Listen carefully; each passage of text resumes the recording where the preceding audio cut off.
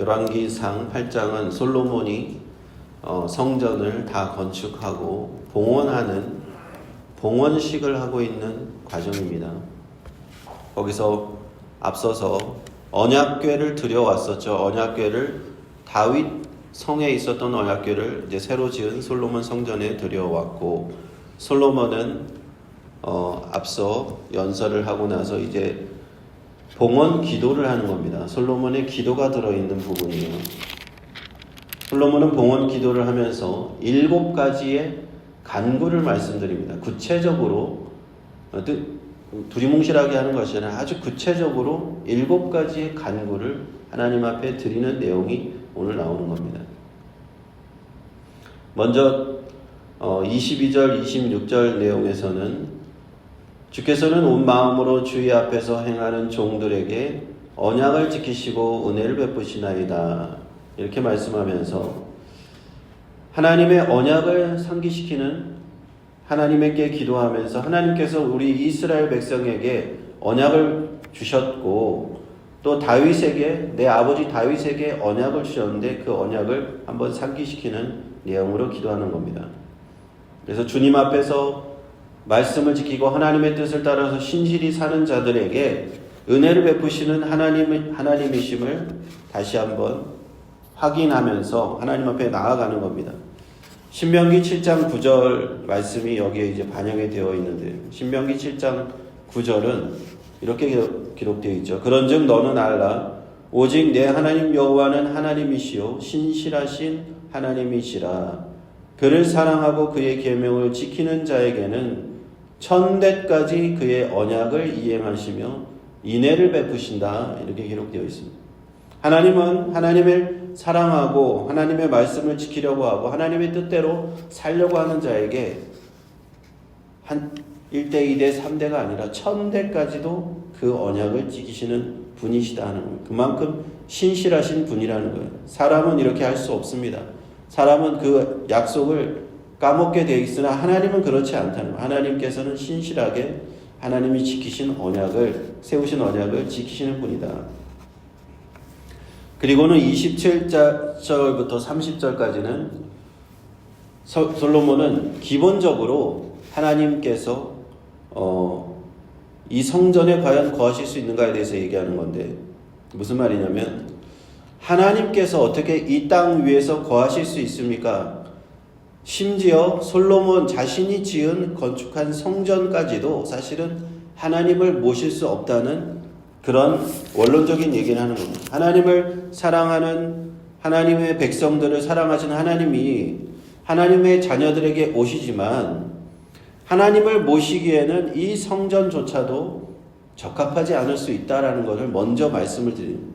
아무리 자기가 아름답고 금으로 두르고 그 성전을 아름답고 화려하게 건축했어도 창조자 하나님이 이 성전에 오셔서 거하실 수 있겠는가? 사실은 그럴 수 없다는 거죠.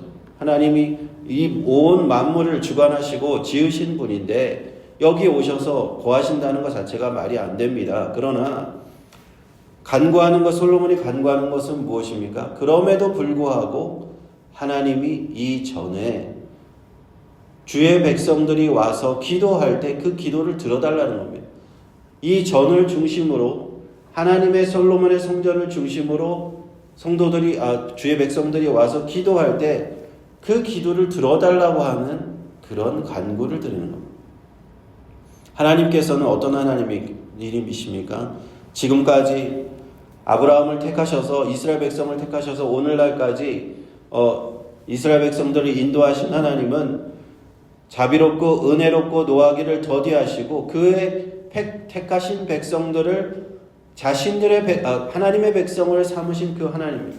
늘 백성들과 함께 관계하시는 분이에요. 하나님은 저기 동떨어져서 혼자만 계시는 분이 아니라 늘 백성에게 찾아오십니다. 우리에게 찾아오셔서 늘 사람을 만나주시는 거예요. 아브라함을 만나주셨고, 이삭과 야곱을 만나주셨고, 모세를 만나주셨고, 여호수아를 만나주셨고, 자신의 아버지 다윗을 만나주셨고, 하나님은 늘 우리와 이렇게 교제를 하기 원하세요. 그리고 하나님의 백성으로 삼아주시기를 원합니다. 그런데 그 하나님을 만나는 어떤 매개체가 있어야 돼. 장소가 있어야 되잖아요. 그래서 이 성전을 제가 지었습니다. 하나님은 우리를 만나기를 원하시죠. 우리가 우리 교회에 오는 이유도 그것입니다. 우리 교회에 와서 이 교회에 하나님이 여기만 계시지 않죠. 물론 집에도 계시고 일터에도 계시고 산 위에도 계시고 다 계시지만 하나님을 만나는 장소로서 이 교회를 세우신 겁니다. 예수님이 오셔서 복음을 증거하게 하시고 이방인들도 하나님을 만날 수 있게 그 길을 다 열어주시고 예수 그리스도의 교회를 세우신 겁니다. 내가 이 반석으로 주는 그리스도의 살아계신 하나님의 아들이라 하는 그 베드로의 고백 위에 내가 이 고백 위에 교회를 세우리라, 하나님을 만날 수 있는 그 장소를 만드시리라 하는 겁니다. 그래서 우리는 이곳에 모여서 주의 날에 예배도 드리고 하나님 앞에 기도도 하는 겁니다. 집에서도 기도할 수 있고 길가에서도 기도할 수 있고 다 할 수 있지만 하나님의 교회로 하나님이 이렇게 만나는 그런 장소를 우리에게 허락하셨다.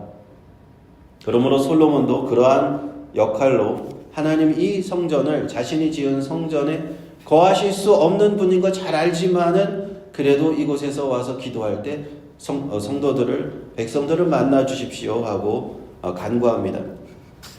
그리고 나서 이제 구체적인 간구가 7개가 쭉 나옵니다. 31절부터 우리 53절까지 읽었는데 7개의 간구의 내용을 이렇게 쭉 보면요. 첫 번째 간구는 뭐냐? 31절, 32절에 어떤 사람과 사람의 문제가 생겼을 때에 관한 내용입니다. 두 사람이 어떤 범죄에 관련된 어떤 사람이 고소를 하였든지 옳고 그름을 가려야 되는 경우가 있는 것이죠. 솔로몬이 처음에 하나님 앞에 지혜를 받고 두 여인이 와서 그 자기의 아들이 누구인가 하는 것을 판단해 달라고 했잖아요. 근데 솔로몬이 그 여인의 아들이 누군지 알 수가 없는 상황이에요. 그런 경우를 이제 얘기하는 겁니다. 하나님 앞에 이 성전 앞에 와서 맹세하면서 이 판단을 구할 경우들이 있을 겁니다. 백성들이 와서 저 사람이 잘못했네, 내가 잘못했네, 누가 잘못한 것인지 알려달라고 할 때 하나님께서 그것을 판단해 달라는 겁니다. 누가 정말 죄를 지었는가? 누가 악한 자인가? 누가 의로운 자인가? 그 악한 자는 정죄하시고 의로운 자는 의로운 대로 판단해 달라. 이것이 첫 번째 간구입니다. 두 번째 간구는 33절에서 34절인데 하나님께서 이스라엘을 벌하시는 경우를 얘기하는 겁니다. 전쟁에 나가서 적국 앞에서 전쟁하다가 패했습니다. 패해서 이스라엘을 도망가게 하시고 적국과의 전쟁에서 패하게 되면 나라가 어려워지겠죠. 그러할 때 하나님 앞에 죄를 지었기 때문에 하나님이 전쟁에서 패하게 하셨을 때 다시 백성들이 정신을 차리고 하나님 앞에 돌아와서 회개하고 기도하게 되면 하나님 이 전을 성전을 향해서 기도하게 되면 하나님께서 이 백성들 죄를 용서하시고 회복시켜 주십시오 하는 그것이 이제 두 번째 간구입니다. 세 번째 간구는 무엇이냐? 35절에서 36절에 만약에 이 땅에 비가 내리지 않는다면 가뭄으로 고통을 당하게 됩니다. 그 또한 하나님 앞에 이 백성들이 범죄하기 때문입니다. 그러므로 그때 이 성전을 향해서 회개하고 하나님 앞에 빌면서 기도하면 하나님께서 하늘에서 들으시고 죄를 사하시고 이 땅에 비를 내려 주시옵소서. 주께서 백성에게 기업으로 주신 이 주의 땅에 비를 내려 주시옵소서. 비가 내리지 않을 경우 이 세 번째입니다. 네 번째는 37절에서 40절. 네 번째 간구는 무엇이냐?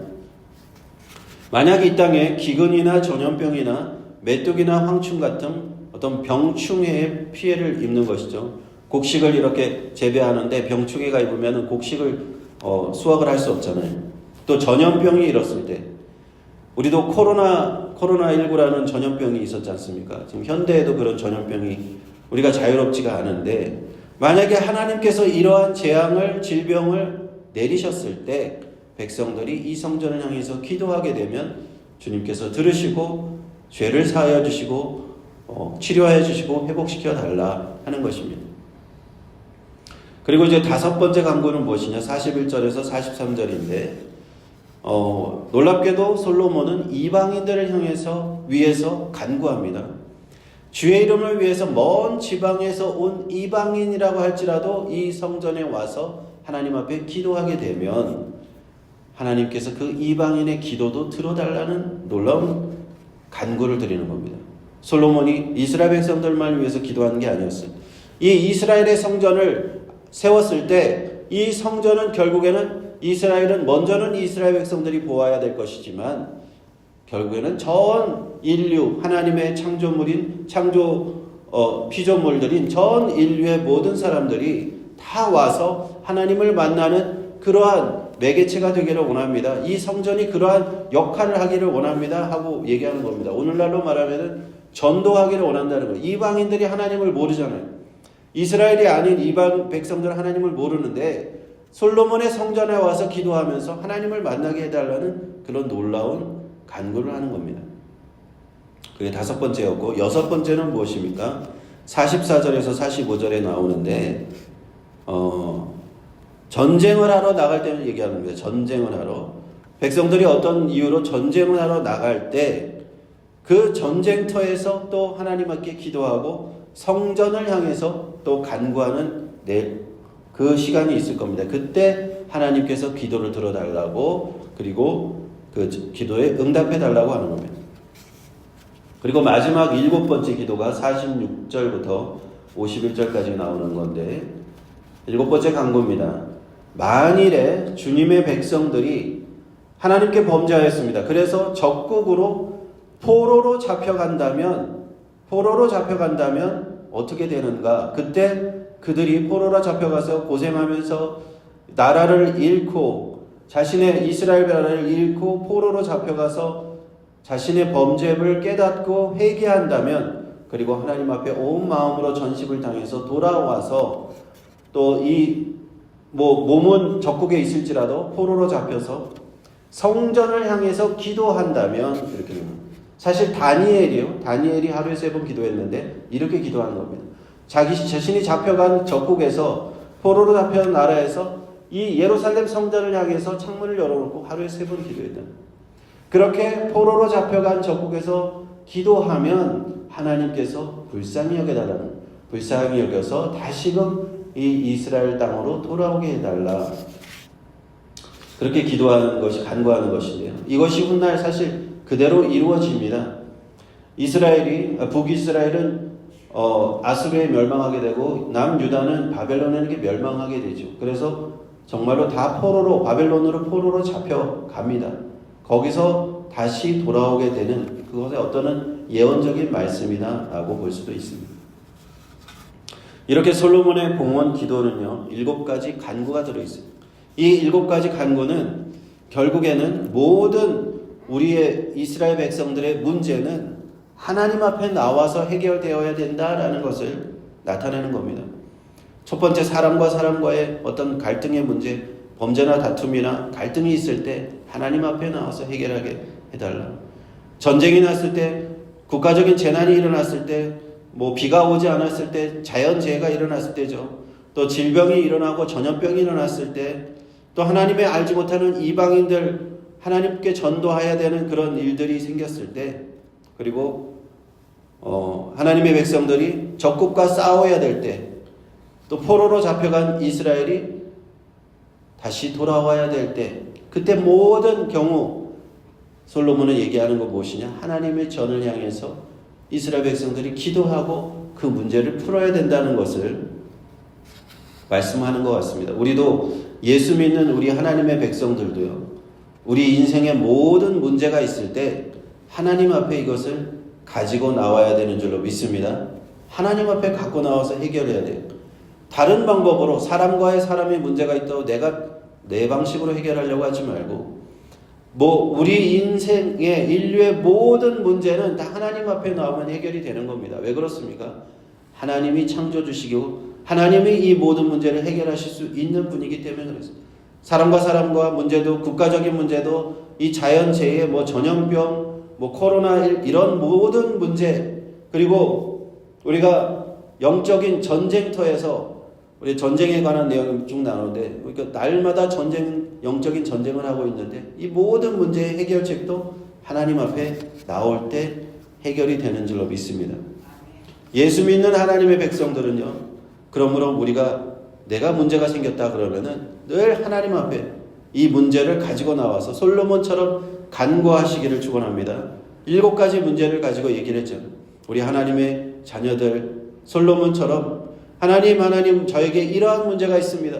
저에게 이러한 삶에 이러한 어려움이 있습니다. 예수 그리스도 십자가의 보혈 의지해서 제가 하나님 앞에 나옵니다. 하나님 앞에 나와서 간구합니다. 하나님 저의 모든 죄를 용서하여 주시고 모든 죄를 사하여 주시고 이러한 문제 해결하여 주옵소서. 사람과의 문제 해결하여 주옵소서. 재난의 문제 해결하여 주옵소서. 전염병의 문제, 영적 전쟁에 관한 문제, 또 포로로 잡혀가듯이 믿음에서 떠난 사람들이 돌아와야 될 그러한 문제 또한 해결해 주시옵소서. 이렇게 우리 모든 문제를 하나님 앞에 내려놓고 기도하면서 나가야 될 줄로 믿습니다.